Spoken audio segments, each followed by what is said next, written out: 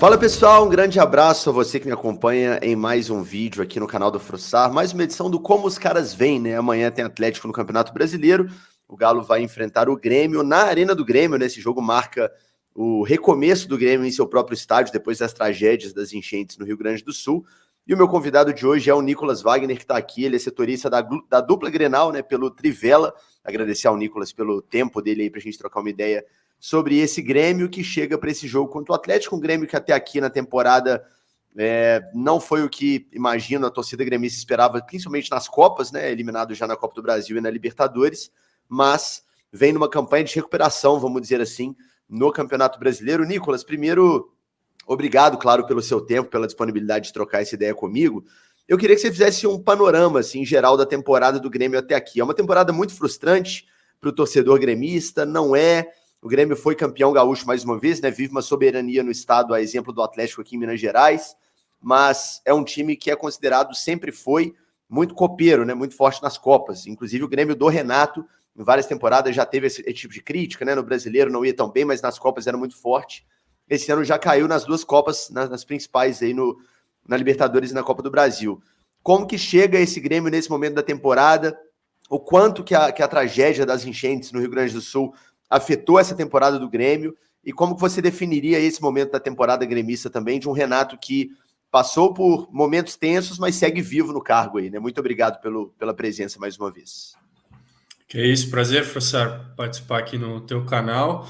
Pois é, uma temporada frustrante mesmo, no geral, para o Grêmio, para sua torcida, ainda que tenha começado bem com a conquista do heptacampeonato gaúcho, e de certa forma até surpreendente, né? Porque muitos apontavam o Inter como favorito pelos investimentos que fez no início da temporada, e o Inter vence o Grêmio na fase classificatória do Gauchão, mas depois o Grêmio consegue a conquista e nem enfrentou o Inter nas fases eliminatórias, né? O Inter acabou sendo eliminado na semifinal para o Juventude, e aí o Grêmio conquista o título em cima do Juventude na final.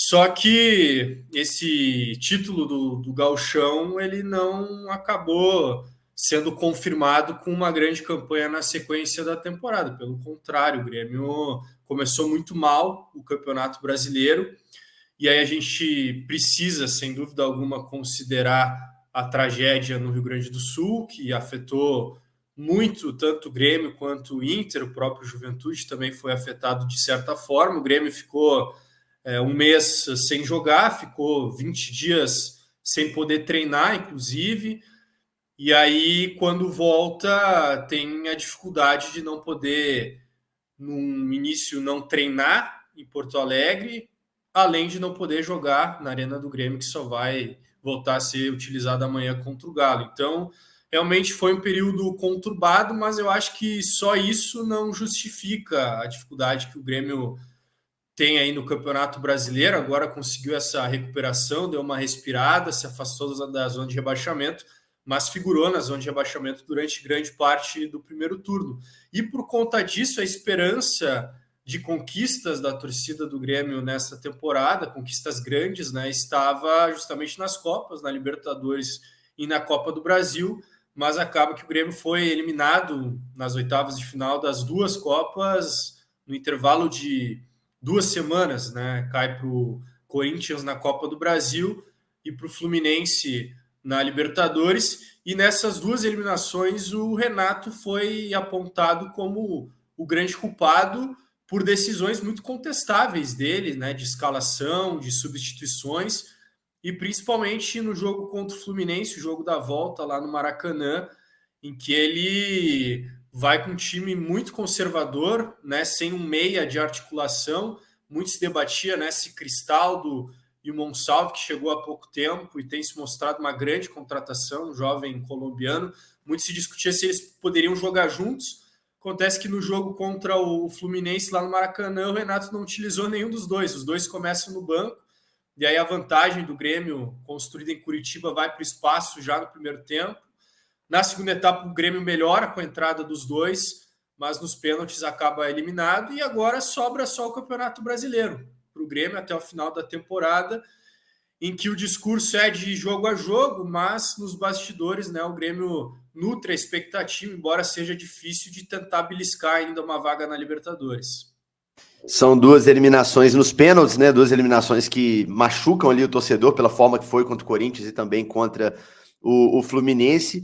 Você falou que o Renato foi apontado aí como o grande vilão dessas eliminações. E a imprensa gaúcha, a gente sabe que tem esse padrão de ser muito questionadora mesmo, faz perguntas duras nas coletivas. Eu acho, inclusive, isso uma tradição muito importante. A gente chegou a ver aqui, repercutiu algumas respostas também do Renato agressivas, né? O clima ficou mais pesado ali nas coletivas. Mas internamente, pelo que vocês têm de informação de bastidores, ele chegou a subir no telhado ali, a balançar no cargo, ou a diretoria do Grêmio segue respaldando totalmente o trabalho do Renato? Segue respaldando. E aqui, Frossar, muito se discute essa questão do ídolo Renato e do treinador Renato, porque muitas pessoas não conseguem separar, muitos torcedores, inclusive há essa dificuldade internamente no Grêmio, porque o vice de futebol do Grêmio atualmente, o Antônio Brum, ele é abnegado, né? Ele não é um profissional, ele é um torcedor gremista que se torna conselheiro e aí ocupa esse cargo político no clube, sendo, no entanto, o homem forte do futebol. E como é que se faz cobrança para o Renato, sendo que o Brum e outros vices de futebol que passaram pelo Grêmio nos últimos anos têm o Renato como ídolo, né? Então, esse é um problema no Grêmio e a impressão que passa é que realmente falta cobrança ao Renato, que o Renato se sente autorizado a fazer o que bem entender, a escalar o time como bem entender, porque não vai ter cobrança interna. No passado, né, o Renato trouxe vários jogadores, contratações que ele indicou e que não deram certo, né, e faltou a direção barrar o Renato em alguns momentos. E a impressão que passa novamente é essa, né, de que o Grêmio cai nas Copas, mas sem haver uma grande cobrança ao Renato, mesmo que ele tenha claramente errado nas suas escolhas nos confrontos eliminatórios com o Corinthians e com o Fluminense. Agora já se começa a discutir, né, se vale a pena renovar com o Renato para 2025, porque ele tem um contrato somente até o final do ano, mas essa é uma discussão que, como nos anos anteriores, vai continuar até dezembro, porque o Renato ele tem esse perfil, né, de só sentar para discutir renovação de contrato depois que encerra a temporada. O Grêmio também não vai demitir o Renato nesse momento, isso é certo. A questão é no final da temporada, né? Se o Renato vai querer continuar, se a direção ela vai ter coragem de demitir o ídolo, ou, no caso, né, de não renovar e buscar um fato novo, um novo treinador, com uma outra ideia de futebol, uma nova metodologia. Mas o Renato, apesar dessas eliminações, ele segue, ao menos internamente, bastante prestigiado. Agora, o mesmo não dá para dizer da torcida, Frossaro. Eu acho que se fizesse uma enquete hoje, a maioria dos gremistas, apesar de toda a história do Renato no clube, é o maior ídolo da história do Grêmio, mas a maioria dos gremistas está de saco cheio, né, e gostaria de uma mudança para a próxima temporada. Perfeito, eu ia te perguntar isso mesmo, o sentimento da torcida está mais que respondido, é realmente essa questão do dirigente ser torcedor e ter o cara como ídolo é complicada, né? Até que ponto o cara vai ter a decisão profissional pensando no clube, até que ponto o coração vai mandar, é realmente complicado quando você tem um grande ídolo num cargo como tem o Renato no Grêmio. Mudando um pouco de assunto agora, falando sobre a Arena especificamente, né? Já que justamente contra o Galo vai ser esse recomeço, eu estava lendo algumas coisas sobre esse jogo, me parece que vai ser um pouco reduzido, né? Me parece que é uma espécie de evento teste ali. Queria que você explicasse, né, para a minha audiência, que prioritariamente não está em Porto Alegre, no Rio Grande do Sul, em geral, como é que está o cenário, não só da Arena, mas do bairro. Eu sei que o bairro foi muito atingido, tem muito comerciante, estava lendo umas matérias, né, na expectativa que os jogos também reacendam ali o comércio no bairro. Por que é necessário ser um público reduzido? Por que a Arena não pode já voltar com a carga máxima? Só para o torcedor entender qual que é o cenário do jogo das 11 da manhã deste domingo. Aproveitar que tu citou o bairro ali, Frossar, começar por aí, porque é um problema desde a construção da Arena, o entorno ali do estádio, que é uma região bastante pobre, tem duas vilas ali, né, o Maetá e a Vila Farrapos, e os problemas na região de acesso ao estádio, de alagamento, eles vêm de antes dessa tragédia de maio, né? Então é um problema recorrente que, claro, foi agravado por conta de tudo de triste que aconteceu aqui no Rio Grande do Sul, em Porto Alegre.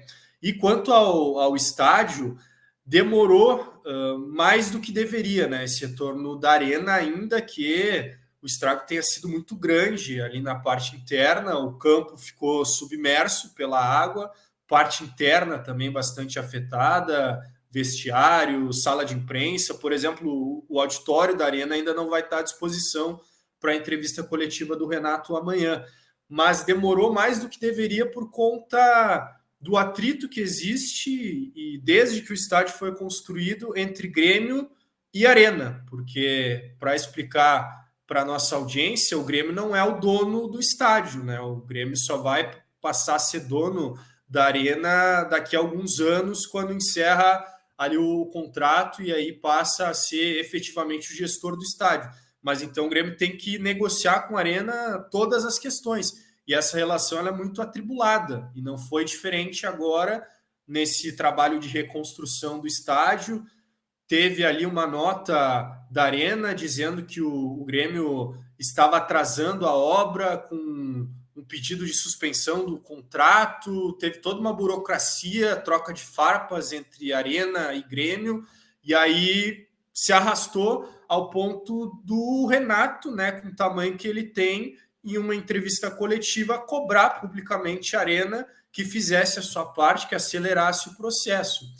Inicialmente, o Grêmio voltaria a jogar no estádio contra o Bahia, no último jogo em casa, no Campeonato Brasileiro, mas por conta do gramado ainda não apresentar a melhor das condições, e o gramado também é um caso à parte, porque ele é um problema histórico da Arena, raramente apresentou boas condições, e agora nesse processo de reconstrução, no replantio, também foi delicado. Antes do jogo contra o Bahia, foi realizado um teste e mais de 80% dos pontos testados do gramado ainda não apresentavam os índices de tração adequados para receber jogos. Então, por isso o jogo contra o Bahia não aconteceu ainda na Arena. O Grêmio joga contra o Bahia no Alfredo Jaconi, Caxias do Sul, estádio do Juventude, e agora sim retorna a Arena para o jogo contra o Atlético Mineiro. Mas, além do gramado ainda não estar 100%, né, ele vai ter algumas falhas, o estádio como um todo ainda passa por ajustes, né? Eu falei da sala de imprensa, também tem um problema de geração de energia, né? Os geradores da Arena foram danificados. Então, por exemplo, o jogo vai acontecer às 11 da manhã porque não tem como utilizar os refletores ainda, não tem como esse jogo ou qualquer jogo do Grêmio ser à noite nesse momento, e o público vai ser reduzido também por conta disso. Questão de acesso ao estádio, poderia ter problema nas catracas e aí gerar filas. Então, vai servir, como tu bem falou no início, professor, como uma espécie de evento teste. 12 mil torcedores serão permitidos a estarem na Arena nesse jogo contra o Atlético. Os ingressos foram esgotados muito rapidamente, né, por conta desse número reduzido. E a ideia é ir aumentando gradativamente a cada jogo o número de torcedores até que tenha a capacidade máxima novamente.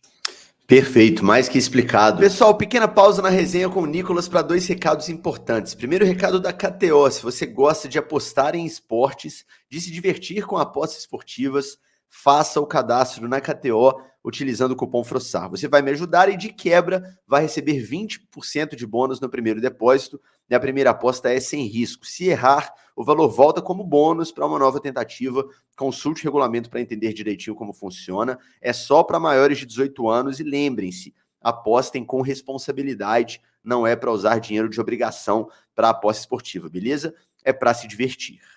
Recado também da Confiax, nossa parceiraça aqui no canal do Frossar, que tem seguro para o seu carro, para a sua moto, tem consórcio também, então o QR Code está aparecendo na sua tela. Ah, Frossar, estou precisando fazer um seguro para o meu carro, estou precisando renovar o seguro do meu carro.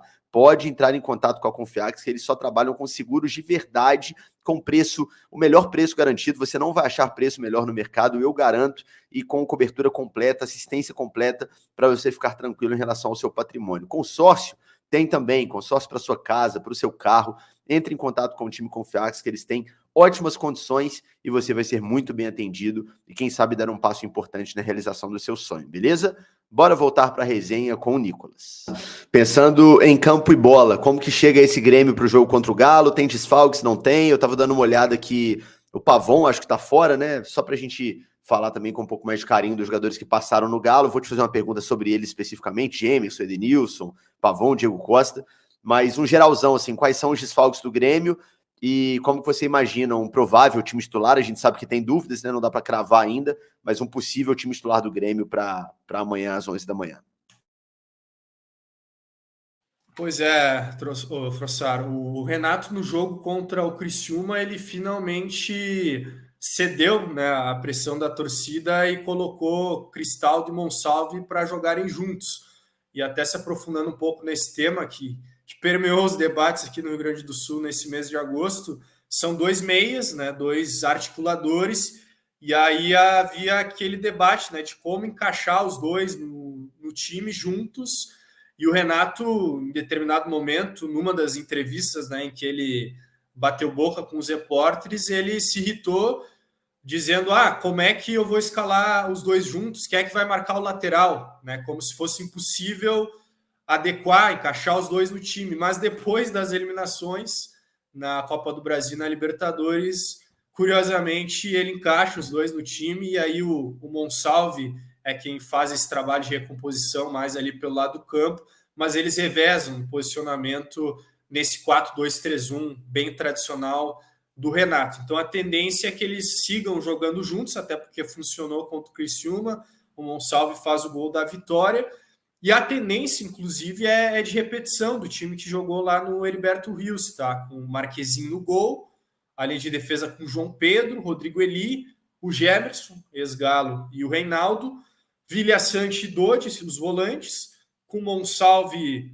por um lado, Cristaldo centralizado, e o Soteldo aberto do outro lado, e o Braithwaite no comando do ataque na Marquês. E quanto a desfalques, né, de fato, o Pavon se recupera de uma lesão, Pavon que não faz uma boa temporada no Grêmio, tá? Ele até começa bem ali no Campeonato Gaúcho, mas mesmo tendo sequência como titular, foram raros os bons jogos do Pavon assim na temporada, e por conta disso é ele quem sai do time para a entrada do Monsalve, também teve essa lesão, então é desfalque. Mas por outro lado, o Grêmio deve ter os retornos do Kahneman, que joga um jogo, fica fora do outro, né? Tem sido assim ao longo da temporada, pelos problemas físicos que apresenta o Kahneman, idade avançada também, assim como o Jeromel, que são reservas nesse momento do Grêmio, né? A dupla de zaga titular é Rodrigo Eli e Gemerson. E o Diego Costa também deve ficar à disposição amanhã, voltando de um problema muscular. E até a situação do Diego Costa chama atenção, porque ele sofre uma grave lesão muscular no jogo contra o Estudiantes pela Libertadores, fica 2 meses fora, e a expectativa que se tinha é que ele pudesse retornar para os jogos da Libertadores contra o Fluminense. Só que aí, no jogo que antecede a partida de volta contra o Fluminense lá no Maracanã, o Diego Costa é utilizado no time reserva contra o Bahia. Joga por quase 80 minutos e aí ele sente de novo um problema muscular e nem foi relacionado para o jogo contra o Fluminense lá no Maracanã. Só agora, então, o Diego Costa vai voltar a ser relacionado, mas o Braithwaite é o titular ali no comando do ataque gremista, e o Diego Costa fica como alternativa no banco de reservas. Perfeito. Diego Costa, portanto, não será titular, e nesse momento que a gente está gravando aqui, o Atlético acabou de oficializar que o Hulk não viaja. O Hulk está voltando de lesão na panturrilha, já jogou agora pela Copa do Brasil contra o São Paulo, mas para não correr risco de estourar de novo, ele fica fora desse jogo em Porto Alegre. Sobre esse momento assim de recuperação do Grêmio no Campeonato Brasileiro, né? Tirando a derrota para o Bahia, o time vinha numa sequência boa de bons resultados. O que dá para apontar de futebol apresentado? Você já falou da questão dos 2 meias, mas o que você apontaria nesse momento da temporada como ponto forte do Grêmio? O que está funcionando? E como ponto fraco, o que a torcida está pegando no pé do Renato sobre desempenho? O Grêmio ele se movimentou bem na janela do meio do ano, né? Ele contrata jogadores que deram acréscimo, principalmente ali ao sistema ofensivo, e falo principalmente do Monsalve, que a gente já citou aqui, e do próprio Braithwaite, que foi uma contratação inusitada do Grêmio, né? Dinamarquês, que jogou no Barcelona, enfim, carreira toda na Europa, e ele vem se aventurar aqui na América do Sul, no Brasil, jogar no Grêmio. Esses dois caras acrescentaram bastante ao sistema ofensivo do Grêmio. Além do Monsalve, o Grêmio contrata outros 2 jovens jogadores do futebol sul-americano, que é o Aravena, atacante de lado chileno, e o Arezzo, centroavante uruguaio. Eles são reservas nesse momento, mas são opções a mais que tem o Renato para o decorrer das partidas. E ao longo da temporada, o Grêmio sofreu muito com os desfalques e com a falta de peças no ataque. E principalmente por isso penou ali no Campeonato Brasileiro. Em determinado momento, o Renato teve que improvisar o Cristaldo como falso 9, porque não tinha centroavante para escalar. Teve o JP Galvão, por muito tempo, como a única alternativa, e ele, sem dar resposta, né, desgastado com a torcida do Grêmio, já deixou o clube, inclusive. Então, esses reforços deram opções para o Renato no sistema ofensivo. Essa dobradinha Cristaldo e Monsalve, né, com 2 articuladores, fornece, né, abastece mais o ataque, que tem o Soteldo e o Braithwaite, e o time se incorporou a partir disso, né, tendo uma dupla de volantes, Vilha Sante e Dodge, que dá essa sustentação para o quarteto ofensivo, e a zaga, que também foi um grande problema para o Grêmio ao longo dessa temporada, Jeromel e Kahneman com problemas físicos, o Rodrigo Eli oscilando muito. A zaga ela melhora com a chegada do Gemerson, né? O Gemerson melhora a zaga do Grêmio, o próprio Rodrigo Eli cresce de produção, e ao firmar essa dupla, o Grêmio dá uma estancada, de certa forma, nos problemas defensivos, que foram muitos, principalmente no primeiro semestre. Então, não é um time assim perfeito, né? É um time com vários pontos a serem corrigidos, e até por isso foi eliminado das Copas, mas é um time que conseguiu se encaixar com a entrada dessas peças, e a partir disso teve essa recuperação no Campeonato Brasileiro, pelo menos para desgarrar um pouco da zona de rebaixamento, porque em determinado momento se imaginou que realmente o Grêmio corria risco de ser rebaixado novamente, mas teve uma arrancada ali nos últimos 5 jogos no Brasileirão, só perdeu um, que foi para o Bahia com o time reserva, né? E até vale o destaque que o time reserva conseguiu vitórias importantes fora de casa, contra o Atlético Paranaense e contra o Cuiabá, e aí o Grêmio conseguiu dar uma respirada no campeonato. Perfeito. Quem que é o goleiro titular do Grêmio hoje? É o Marquezin? A gente viu que o Cabral, né, Rafael Cabral, saiu do Cruzeiro e foi para o Grêmio. Quando ele chegou, ele até fez alguns jogos, eu não sei se ele chegou a assumir realmente a condição de titular ou estava jogando porque alguém estava fora, mas só para a gente entender, assim, eu vi que o Marquezin jogou aí os últimos jogos, mas como que tá essa disputa pela titularidade no gol do Grêmio, que a gente sabe que é uma posição que vem sendo meio problemática no gol do Grêmio nas últimas temporadas, né? Vem rodando muito, difícil um cara ficar por muito tempo na posição ali. O Marquezin é o titular. No começo do ano, o Renato promoveu um rodízio, foi muito criticado por isso. O Marquezin, o Kaique também jogou algumas partidas no Campeonato Gaúcho, mas em determinado momento do ano o Renato fixa o Marquezin como titular, e o Marquezin, que começou mal, né, com algumas falhas e apresentando principalmente o lado esquerdo como ponto fraco, né? Todo chute no lado esquerdo do Marquezin parecia que era gol, mas depois disso ele conseguiu ter ali alguns bons jogos. Na Libertadores, teve um jogo contra o Huachipato lá no Chile, em que ele vai muito bem e garante a classificação do Grêmio para a próxima fase. Ele veio como esse goleiro experiente, esse goleiro copeiro, né? Porque tem um currículo de muitos títulos, tanto aqui na América do Sul pelo Lanús, jogou no México também, como no futebol europeu, muitas temporadas pelo Porto, e por último estava no Celta de Vigo. E o início oscilante do Marquezin era atribuído a uma lesão no tendão que ele teve no ano passado, então estava sem ritmo de jogo. De fato, depois que teve uma sequência, o Marquezin melhorou. Mas ainda não é unanimidade, tá, entre a torcida do Grêmio e, por exemplo, contra Corinthians e Fluminense, ele foi muito criticado por não ter pego nenhum pênalti, né? Os pênaltis desperdiçados pelos adversários, o Corinthians até nem erra pênalti, mas o Fluminense acertaram a trave ou bateram para fora, né? O Marquezine não faz defesa nas disputas de pênalti, e ele foi criticado por isso, mas segue prestigiado pelo Renato, é o titular. E tu citou o Rafael Cabral. Muitos não entenderam a contratação dele, para ser bem sincero, tá? Porque ele chega no melhor momento do Marquezine na temporada, em uma troca com o Gabriel Grando, que também não tinha espaço aqui no Grêmio. Então, trocaram um jogador que não tinha espaço no Grêmio para ser reserva lá no Cruzeiro, e trouxeram o Rafael Cabral, que estava em baixa, né? Tinha perdido a titularidade no Cruzeiro, mas para ser um reserva também no Grêmio. Então, não fez muito sentido.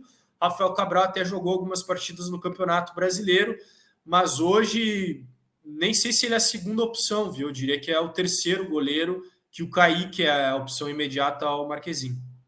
Que loucura, né? O Grêmio, assim, é uma percepção minha que vê de fora. O Grêmio faz umas contratações, às vezes, você citou a do Cabral, mas umas contratações que a gente olha e fala, cara, qual o sentido dela? Assim, umas coisas que não, sei lá, uns jogadores já muito experientes, que claramente não, ou muito provavelmente não vão dar certo. O Renato tem um histórico de recuperar alguns jogadores, mas em outros, assim, claramente não funciona, né? É o caso do Cabral. Lembro, por exemplo, aqui do Tardelli, né, que o Grêmio levou, inclusive pagando bem mais do que o Galo queria pagar naquele momento. Torcida do Atlético até hoje, que tem o Tardelli como grande ídolo, e ele é realmente um grande ídolo aqui, mas tem essa manchinha na história dele, assim, de um incômodo, pô, preferiu ir pro Grêmio para ganhar mais em vez de voltar pro Galo, e ele não consegue jogar bem no Grêmio. Então é um clube que aposta muito nesses jogadores mais experientes. O Renato acha que vai recuperar todo mundo, mas não é todo mundo, né? Alguns ele consegue, outros não. Assim, você acha que tem a ver, inclusive, com essa carta branca que a diretoria dá para ele? Falta alguém, na sua opinião, sei lá, chegar e falar, pô, Renato, será que faz sentido? Nesse caso do Rafael, seria um caso desse, por exemplo? O Rafael até não acredito que tenha sido indicação propriamente do Renato, viu, Frossar? Mas, sem dúvida, aconteceu muito, né, nos últimos anos. Até acho que mais na gestão anterior, que era do presidente Romildo, do Renato indicar jogadores, como tu citou, em final de carreira, decadência técnica e física, e o Renato com aquele discurso de que nas mãos dele iria recuperar. E o Tardelli foi só um dos tantos exemplos de jogadores com esse perfil que fracassaram no Grêmio. Dá para citar Thiago Neves, né, que vocês conhecem bem aí pelo rival Cruzeiro, Robinho da mesma forma, teve André Balada, e agora mais recentemente dá para citar um cara que é até bastante profissional, mas que ficou muito prejudicado pelas lesões, que é o Rodrigo Caio, né? O Rodrigo Caio chega nesse mesmo perfil, trabalhou com o Renato no Flamengo, e para vocês terem uma ideia, o Rodrigo Caio tem 15 minutos em campo até agora pelo Grêmio, no jogo contra o Palmeiras, e agora na quinta-feira ele joga com o time B do Grêmio, a Copa FGF, que se chama aqui, que é a Copa do segundo semestre, né, dos clubes do Rio Grande do Sul, que o Grêmio utiliza a gurizada, né, os jovens, time sub-23, sub-20, com alguns jogadores do profissional. E aí o Rodrigo Caio reforça esse time como capitão, jogou na vitória por 1-0 sobre o Passo Fundo, para tentar adquirir ritmo de jogo, porque no time principal ele não vem recebendo essas oportunidades, até porque nitidamente assim, é um cara que infelizmente não consegue mais desempenhar em alto nível depois das várias cirurgias no joelho, né? Que loucura, realmente, eu tinha lido algo a esse respeito, que bom que você lembrou, porque eu não lembraria de perguntar do Rodrigo Caio, porque a gente realmente não vê ele jogando, né, no Grêmio, nem lembrava que ele estava no Grêmio, mas agora que você falou, eu tô com o Gol aberto aqui, eu vi realmente Grêmio e Grêmio B, né, e Passo Fundo. Que loucura, desses episódios meio inexplicáveis aí do futebol brasileiro. Queria te ouvir sobre os ex-Galo que estão no Grêmio. Pavão, você já falou um pouquinho, tá lesionado, não joga. Diego Costa retomando a condição agora, depois de ter ficado fora também por questão física. Gemerson já deu uma boa elogiada, né? Disse que chegou bem, deu uma arrumada na zaga do Grêmio. Tá faltando o Edenilson. Como é que tá o Edenilson nesse Grêmio do Renato nessa temporada, desde que ele chegou? Essa foi uma contratação polêmica, né? De certa forma, também se encaixa nessa de jogador experiente que o Renato tenta recuperar aqui no Grêmio, mas polêmica eu digo principalmente pela relação dele com o Inter, né? Jogou por várias temporadas no Inter, ainda que, pelo que a gente sabe, o Edenilson e a família dele é gremista, né? Então, antes de jogar pelo Inter, ele tinha essa identificação com o Grêmio. E o Edenilson, ele até faz ali alguns bons jogos no seu início de trajetória pelo Grêmio, é titular em algumas partidas, fazendo corredor direito, né? Ele faz aquela função como meia-direita no 4-2-3-1 do Renato, liberando o corredor para o João Pedro, que é o lateral, mas o Edenilson fica marcado pelo pênalti perdido contra o Corinthians, né? Na disputa de pênaltis. E o Edenilson, que tem esse histórico, chama atenção, inclusive tinha desperdiçado pênalti pelo Corinthians contra o Grêmio na Copa do Brasil de 2013, aquela em que o Pato dá uma cavadinha, né? E aí não lembro muito do Edenilson também ter desperdiçado pênalti naquela ocasião. No Inter, então, foram várias, né? Ele ficou marcado no Inter pelos insucessos, né? Pelos erros, pelas falhas em momentos decisivos. Algumas eliminações do Inter ficaram marcadas na paleta do Edenilson. E ainda deu um azar, né, Nicolas? Ainda deu azar de ter feito aquele gol anulado, que seria o gol do título do Inter ali, daquela narração clássica ali, que, enfim, teve um segundo de alegria antes da bandeira subir, né? Aquele gol anulado que tirou o título do Inter. Ali ele até nem tem culpa, né? Mas ficou realmente marcado e pênaltis perdidos também pelo Inter. Me lembro, por exemplo, de uma Copa Sul-Americana contra o Melgar, uma Libertadores contra o Olímpia. Enfim, aí ele erra de novo, né? Pênalti decisivo pelo Grêmio contra o Corinthians. E depois disso, ele não é inscrito para as oitavas de final da Libertadores, né? O Grêmio acaba optando por não inscrevê-lo, Renato, ali dentro das suas opções, não inscreve o Edenilson. Ele poderia fazer algumas alterações na lista, e como o Edenilson foi contratado junto com outros jogadores, o Renato priorizou esses outros jogadores, como o Braithwaite, o Monsalve e o próprio Gemerson, né? E aí o Edenilson não joga contra o Fluminense na Libertadores, e hoje é uma peça de elenco, assim, né? Um jogador que faz parte da rotação de elenco, mas não é um titular e nem briga por essa condição nesse momento. Que loucura, né? O Edenilson, em relação aos pênaltis, é curioso, porque quando ele converte, ele bate muito bem, né? Tem um tanto de golaço de pênalti do Edenilson, ele botando a bola na gaveta, aquela corrida para a bola muito curtinha, né? Ele fica perto da bola e finaliza rápido ali. Já vi golaços realmente de pênalti do Edenilson, mas tem um histórico de perder pênaltis importantes e aí a conta não fecha realmente. Nicolas, já caminhando para o final do nosso papo, eu queria te ouvir em relação ao Atlético, porque é uma pergunta que eu faço em todas as gravações aqui do Como os Caras Vêm. A minha ideia é ouvir realmente pessoas fora da nossa bolha aqui, mineira, Belo Horizontina, sobre o Galo. Como que você tem observado a temporada do Galo à distância? Claro que é impossível ter a profundidade que a gente aqui tem, não tem como você ver todos os jogos, mas o que chega desse Galo do Milito para você? O que você já observou? O que existe na sua cabeça de opinião em relação a esse Atlético do Gabriel Milito? Pois é, me chama a atenção a mudança brusca de filosofia, né, que teve o Atlético com a saída do Filipão e a chegada do Milito, e já tinha sido assim com o Kudê para o Filipão, né, no ano passado. O Kudê, conheço bem por acompanhar ele aqui no Inter, mas me parece que o Atlético não tem muita convicção do que quer, né, em termos de modelo de jogo. E aí o Milito impressiona no começo, né? Uma sequência ali de invencibilidade, o time jogando bem, mas tem aquela oscilação que todos passam, né? Inevitável no futebol brasileiro, e aí vai da diretoria e da própria torcida, né? Comprar a ideia do cara e se realmente se acredita nessa forma de jogar, dá sequência, mesmo com a instabilidade. Imagino que o Atlético venha bastante confiante, né, em alta, com essa vitória no meio de semana contra o São Paulo na Copa do Brasil, e sem dúvida vai ser um jogo muito duro, um jogo muito difícil para o Grêmio amanhã na Arena. Taticamente, como que você espera esse duelo aí desse time do Renato com o time do Milito? Você espera um jogo muito aberto, um jogo mais estudado? Se quiser fazer um palpite de placar também fica à vontade, mas o seu palpite de como que será o jogo na Arena do Grêmio? Pelo que eu consigo acompanhar do Atlético, imagino que não vai vir fechado, né, na Arena. Imagino que vai tentar trocar golpes com o Grêmio, e o próprio Grêmio não é assim um time como já foi sob o comando do Renato lá em 2017, 2018, de ficar com a posse de bola, colocar o adversário para trás, pressionar. Não, o Grêmio é um time que vai conforme o jogo, né? Então acredito nisso para amanhã, um jogo de trocação, né? Com as duas equipes alternando a posse de bola, alternando os ataques. E quem sabe possamos, a partir disso, ter um jogo aberto, né? Seria bacana para o espetáculo. Vou apostar, de repente, num 2-2, um jogo aberto amanhã na Arena, viu, Frossar? Perfeito, maravilha. Tá registrado aí o palpite. No empate, eu vou apostar num 2-1 para o Galo, porque o Galo tá precisando demais de retomar essa sequência de bons resultados no Campeonato Brasileiro. É isso, Nicolas. Legal demais a participação. Te agradeço muito, foi um ótimo papo. Eu vou deixar, pessoal, na descrição desse vídeo o caminho para você encontrar o Nicolas aí nas redes sociais também.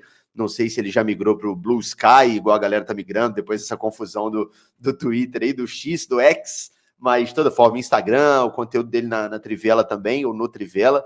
E lembre-se de se inscrever no canal se não for inscrito, deixar o like nesse conteúdo, se inscreva no canal de cortes também, tá aqui embaixo na descrição.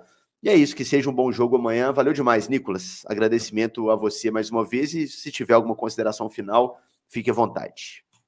Valeu, tô tentando aprender a usar threads ali, não tinha, agora criei, já que não temos mais o X, mas é isso aí, agradecer, Frossar, pelo convite, sempre à disposição do amigo aí para falar das coisas aqui do futebol gaúcho e que seja um bom jogo amanhã.